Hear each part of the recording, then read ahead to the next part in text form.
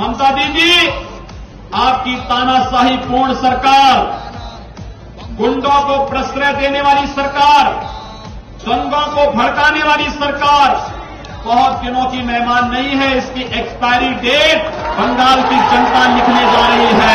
लेकिन मैं बंगाल की सरकार से कहना चाहता हूं, मैं ममता दीदी जी से अनुरोध करना चाहता हूं, एक सरकार कभी उत्तर प्रदेश में थी जो अयोध्या में राम भक्तों पर गोली चलाती थी। उस सरकार का हर्ष आपने देखा है क्या हो गया है, और अब बारी बंगाल में टीएमसी की सरकार की है। जो भी राम का द्रोही है, याद रखना, मालदा की धरती से ही मैं इस बात को कह रहा हूं, होली आने वाला है अभी कुछ ही दिनों के बाद, और कभी उस कालखंड में भी कुछ लोगों ने भगवान विष्णु और राम का नाम लेने को प्रतिबंधित किया था। होली के अवसर पर हम लोग क्या कहते हैं उसको। और मित्रों, आज बंगाल के अंदर एक बार फिर से जय श्री राम के नारे को प्रतिबंधित करने का कार्य किया जा रहा है। लेकिन याद रखना, भारत की जनता राम के बगैर कोई काम नहीं करती है। जब आपस में मिलती है तो राम राम कहती है, घर में कोई काम होता है तो राम नाम का जप करती है, और जब किसी परिजन की अंतिम यात्रा भी निकालती है तो फिर राम नाम सत्य है के साथ ही उस यात्रा को भी आगे बढ़ाने का कार्य करती है। राम के बगैर भारत का कोई काम ही नहीं, और जो रामद्रोही हैं उनके अभी भारत में कोई काम नहीं, बंगाल में कोई काम नहीं। ये संकल्प हम सबको लेकर के चलना है। 2 मई के बाद भारतीय जनता पार्टी की सरकार जब बंगाल के अंदर बनेगी तो टीएमसी और कम्युनिस्टों के नाम पर गुंडागिर्दी और अराजकता फैलाने वाले गुंडे अपनी जान की भीख मांगते हुए गलियों, अपने गले में तख्ती लेकर के घूमते हुए फिरेंगे, और उस समय फिर वो दृश्य देश के सामने होगा कि जो भी कानून के साथ खिलवाड़ करेगा उसको अपनी जान की भीख मांगने के लिए इसी प्रकार से मजबूर होना पड़ेगा। उत्तर प्रदेश ने उनको कई बार सांसद बनाया। हाँ, जो जाकर के उत्तर प्रदेश के लोगों की खिल्ली उड़ा रहे हैं केरल में जाकर के, बांटने का कार्य कर रहे हैं। और किससे? अमेरिकन छात्रों से बातचीत करते हैं। वो इससे पहले भी कर चुके हैं। या तो आदत ही ऐसी है, या फिर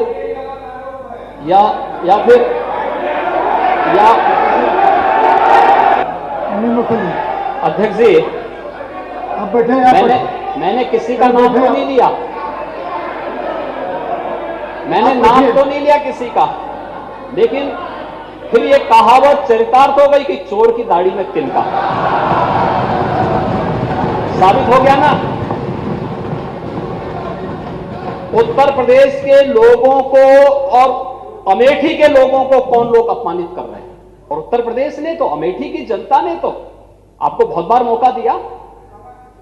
आपके पास इटली जाने का समय है, लेकिन अमेठी आने का समय नहीं था। क्यों जनता चुनेगी आपको? महोदय, यह कैसा राजनीतिक संस्कार है कि आप उत्तर प्रदेश में जब आएंगे तब मंदिर भी याद आने लगता है।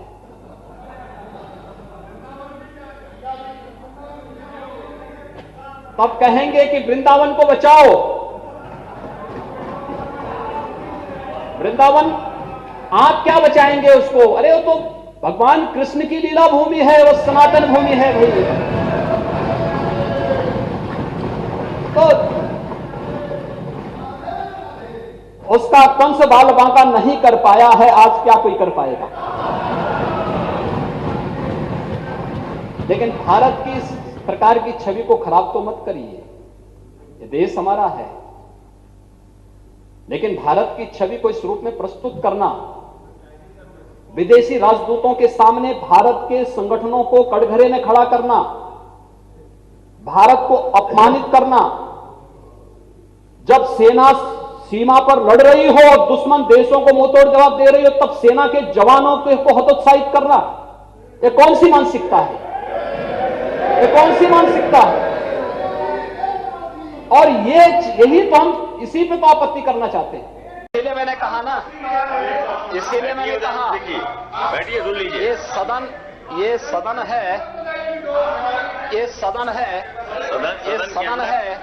पहले सदन के शिष्टाचार को आप भी सीखिए और तब बात करिए। बात करने की एक आदत डालनी चाहिए, इस चीज को एक बार देखना चाहिए।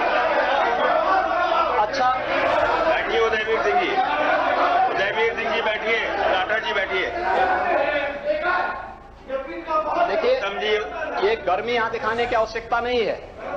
ये गर्मी मत दिखाइए यहाँ पे, इसीलिए बोला जा रहा है।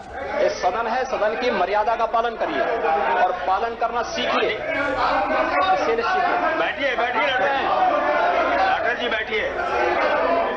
माननीय नेता विरोधी दल अपने सदस्यों को सामान्य सदन के शिष्टाचार को भी सीखिए। बैठ जाइए आप, और इसीलिए आप बैठ जाइए। आप बैठिए। मैं जानता हूं नहीं गलत बोली, जिस भाषा को समझते हैं और जो जिस भाषा को समझेगा उसको उस भाषा में जवाब भी देंगे। बहुत अच्छे बैठिए। सुनने की आदत भी डालिए। अगर बोलते हैं तो सुनने की आदत भी डालिए। अपने साथ सिंचाई की योजनाएं चली, बहुत सारी जगह माननीय सदस्य प्रोएक्टिव होकर के अपने यहां काम कराए। एक सदस्य ऐसे भी थे जिन्होंने कहा साहब हमारे यहां काम नहीं होना चाहिए, और बाद में डंडा झंडा लेकर के बोलते थे कि साहब हमारे यहां बाढ़ के काम क्यों नहीं हुई। जब मंत्री वहां मौके पे जाकर के कहे कि जो है आपके यहां तो आपका विधायक ही नहीं होने देता है काम, तो पब्लिक जब दौड़ाई तब जाके वहां इस साल काम हो पाया।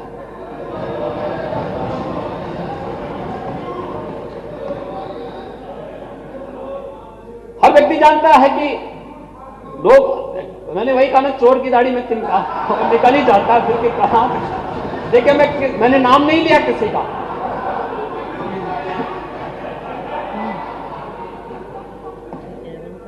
मैंने नाम नहीं लिया, लेकिन कौन है उस पे भी बोल पड़े।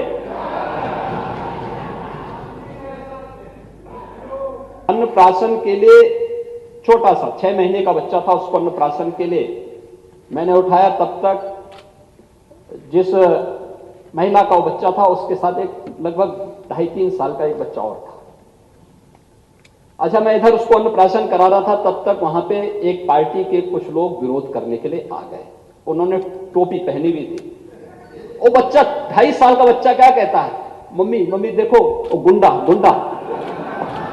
अब आप देखिए कि एक 2-2.5 साल का बच्चा के मन में टोपी पहन करके आने वाले व्यक्ति के बारे में क्या धारणा है।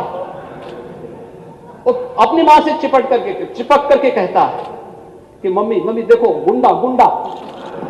यानी ये धारणा सामान्य रूप से बन चुकी है। और इसीलिए मैं अपील करूंगा नेता प्रतिपक्ष, आप पगड़ी पहन करके आते तो अच्छा लगता, गांव का साफा पहन करके आते तो मैं उसका अभिनंदन करता। लेकिन कम से कम आप तो वास्तव में उस यथार्थवादी परंपरा के बहुत सशक्त हस्ताक्षर रहे हैं जिसने समाजवादी आंदोलन को ईमानदारी के साथ आगे बढ़ाने का कार्य किया था। स्वर्गीय चंद्रशेखर जी ने उस अभियान को बहुत अच्छे ढंग से आगे बढ़ाने का प्रयास किया था। बलिया की धरती उसके लिए जानी जाती है, और आपको कम से कम इसको परहेज करना चाहिए इस प्रकार की चीजों से।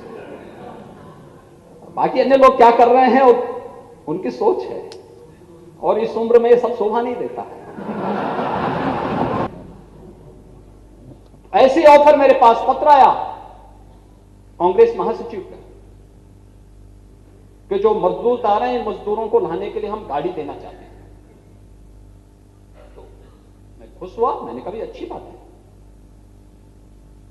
लेकिन एक वाहन मैंने तो इस बात के लिए जांच करने के लिए लगाया कि वाहन अब कोई कहेगा कि अब राजस्थान से, जो दिल्ली से या राजस्थान से आप बस देंगे, तो मैंने कहा वहां नजदीक लगाएंगे उनको, मैं बिहार बॉर्डर पे लगा के क्या करूंगा? तो मैंने इसलिए जांच करवाने के लिए दिया। मैंने कहा ये देखो ये वाहन कहां के हैं, वहां नजदीक के सेंटर में उनकी जांच करा दी जाए, लगा दी जाए। जब जांच किया तो बस जिसमें लिखा था बस, मैंने जांच कराया तो पता लगा वो स्कूटर है।